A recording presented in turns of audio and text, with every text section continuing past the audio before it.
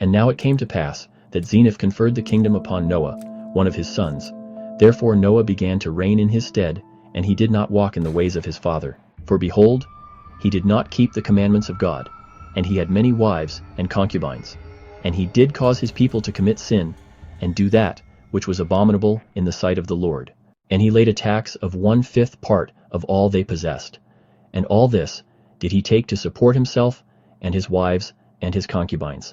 For he put down all the priests that had been consecrated by his father, and consecrated new ones in their stead, such as were lifted up in the pride of their hearts. Thus they were supported in their laziness, and in their idolatry, and in their whoredoms, by the taxes which King Noah had put upon his people.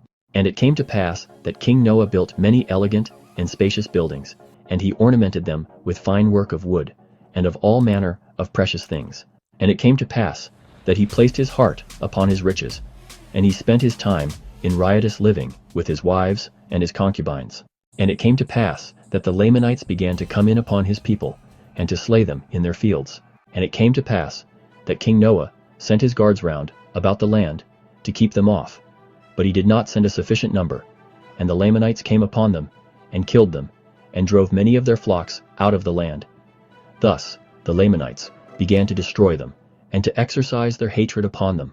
And it came to pass that they drove the Lamanites out of their land, and he sent his armies after them, yea, even to the land of Shemlon.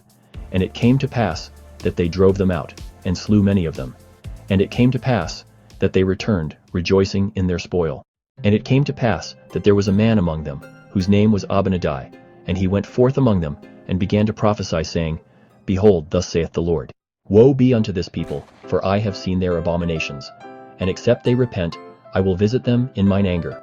I will deliver them into the hands of their enemies. Now it came to pass that when Abinadi had spoken these words unto them, they were wroth with him, and sought to take away his life. Now, when King Noah had heard of the words which Abinadi had spoken unto the people, he was also wroth, and he said, Who is Abinadi, that I and my people should be judged of him? Now the eyes of the people were blinded.